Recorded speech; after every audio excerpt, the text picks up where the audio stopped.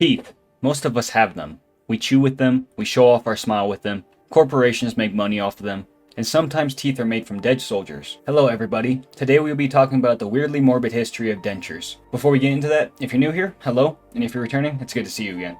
Alright, dentures are prosthetic devices meant to replace teeth, usually supported by the soft and hard tissues of the oral cavity. Some dentures are removable while others are permanent. And what you might not know, a set of fake teeth from 700 BC have been recovered, making dentures an ancient world invention. These first recorded dentures were created by the Etruscan civilization, an ancient civilization many consider the first superpower of the Western Mediterranean, located in what we know today as Italy. The dentures were created with ivory from hippos, elephants, and walruses, with a finish from a product exhumed from human and animal teeth. They would pretty much make the base with ivory and then make the teeth using human and then animal teeth. So if you've ever been jealous of someone's smile, what's stopping you from just taking their pearly whites? I'm not saying do that, but the practice of using human teeth for dentures would be common up to the 2000s. So next time you see your grandparents, ask whose teeth they got in. In Europe at one point, many people would eat so many sweets that the amount of people who would need dentures was increasing more than the supply had, which motivated dentists to pay peasants to grave rob for teeth, as well as reports of dentists just giving up their own personal collection of teeth. Which you may be wondering why a dentist has a personal collection of teeth. Well, this is in the 1800s, and medical practices back then were pretty weird.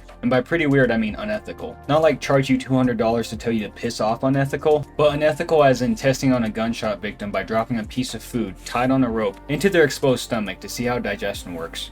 That's real. It is believed that in the 1600s, wooden teeth would be invented, as a pair of wooden teeth would be traced back to Japan. The dentures were all wood, and were created by using a mold of beeswax to shape their teeth. Later on, wood would be used to become the base of the dentures, then using ivory, animal teeth, and human teeth as actual teeth. Now you may have heard of the legend of George Washington's wooden teeth. The wooden dentures part was just a legend, kind of like George Washington's beef with a cherry tree. However, George Washington's dental health was notoriously poor. I mean, so were many back in the day, but we're talking about the president and not those other dead people. I read about Washington noted multiple times in his diary about dentist visits and teeth pain, and would eventually need dentures.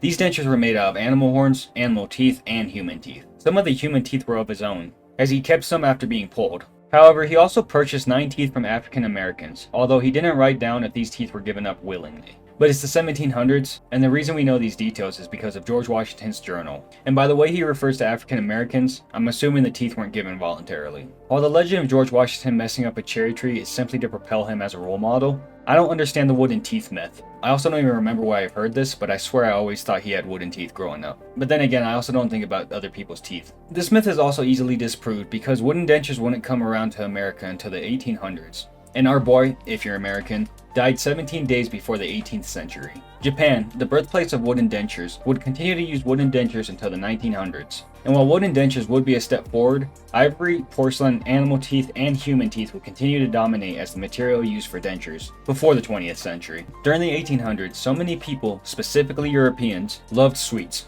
Also, I'm sure dental hygiene in general wasn't great back then, thus creating a huge demand for dentures. And I mean huge. To the point of where dentists were hiring desperate people to go dig up graves and then swipe the teeth off of dead people. However, as you can imagine, dead people's teeth are fragile and gross, and these teeth will mainly be for looks. So what can dentists do if they have a huge demand for good healthy teeth but no surplus? Well, luckily for them, the Battle of Waterloo would happen. So I'm going to do a brief rundown of the Battle of Waterloo. However, this is going to be a lot of information, so if you're interested at any point, I suggest you go into the links, because I linked a video that's very interesting about this topic that goes into full length about it. The Battle of Waterloo was Napoleon's last chapter as a shining military leader. It subsequently later led to his exile. The battle included Napoleon's France, Prince Blucher's Prussian army, and the Duke of Wellington's Anglo-Allied party. The Battle of Waterloo started with the Battle of Ligny on July 16th. Napoleon and France would show off what the French Empire were known for, attacking the British army as well as the Prussian army. The Duke's army was able to hold off the French, however the Prussian army weren't having the same luck. The Prussians would be forced to retreat, with the prince almost being captured. However, by many accounts, roughly 30,000 of them managed to fight another day, including the prince. And when the Duke of Wellington got the word of the defeat, he retreated his army to the nearby village of Waterloo. There he would continue to fight the French, while waiting for the remaining Prussians to help him and his buds out. While the Duke's army was roughly the same size as Napoleon's, Duke's army consisted of the British, German, and Dutch troops, whom many haven't even seen combat. And on the French side, they were bitch-slapping everyone, so this battle probably wouldn't have a great outcome for the Duke. However, the Prussian army were about that smoke, and one of Napoleon's crucial mistakes was allowing 30,000 Prussians to meet back with the Duke's allied army. Napoleon also waited to start his full-blown attack against the British until June 18th, at 11 a.m. After a couple of brutal hours of fighting that included some blunders and mistakes on the French side, it seemed that the battle was pretty even on both sides, until around 4 p.m, when the Prussians began to join the battle. The Prussians had gained control of a nearby village that would be a great flank against the French. This would force Napoleon to send some cavalry to try to regain that area, and it worked for a little bit. This would see more hours of fighting. Hours that included the French advancing on the British Allied army, but also being bombarded by the Prussian army. The British Allied army would begin to push back the French sometime around 7:30 p.m. And around the same time, the Prussian army would comfortably regain the village they had required at the beginning of the battle. And they too were beginning to push the French back. So after pretty much a full workday of battle, that saw tens of thousands of casualties, there were rumors within the French army that they were going to get wiped out, so panic ensued, and many retreated, with only some French keeping their composure. Those who kept their composure would all be slaughtered. This defeat would later lead to Napoleon's surrender and exile, and while the British Allied army and the Prussians won the battle, it left around 50,000 dead or wounded, with roughly 23,000 on the coalition side and 27,000 on the French side. And I mixed dead and wounded together because this was back in the 1800s, so medical treatment was terrible, so what they did was just leave the wounded out there on the battlefield. This led to most of them just bleeding out, which is why it's assumed roughly 50,000 men were dead. Now you might be at the point of thinking, hey asshole, what's up with the history lesson? I want to hear about dentures. Well, trust me, this ties in. With the aftermath of the Battle of Waterloo, 50,000 men lay dead in the fields and village of Waterloo. For dentists, that's 50,000 pairs of perfectly good teeth.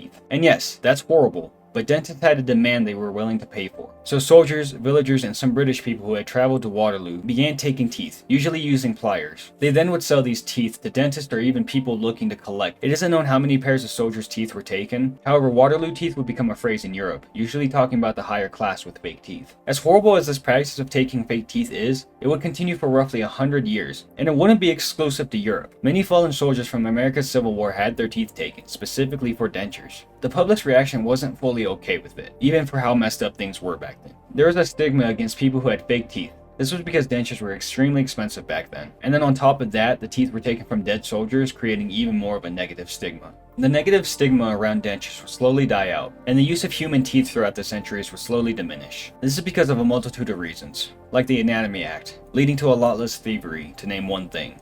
What the dog doing? Plus the invention of vulcanized rubber. This was from the creators of tire rubber, who would create a pink rubber that could be used for dentures. This was vulcanite, and it was more comfortable and less expensive, making them more ideal for the population, mainly middle class and upper class. And the porcelain material that was used beforehand was very fragile, and mainly was just there for looks. However, through the years it began to get better material, improving the strength, look, and feel. This plus acrylic resins and plastic are mainly used today. And while there isn't a set date of when the practice of using real human teeth stopped, there was a significant decrease between the late 1800s and early 19th century, because of inventions in the dental practices, advances in the medical field, and more protection towards bodies. However, it is still recent enough within our history that we have actual menus for teeth. And today it isn't illegal to buy or sell bones. However, for teeth, if they have been taken out for dental reasons, they are considered medical waste and have to be thrown away. This is mainly to prevent illegal and immoral acts by dentists, but I want to point out that it is not illegal to use human teeth for dentures today. It's just weird, so don't do it.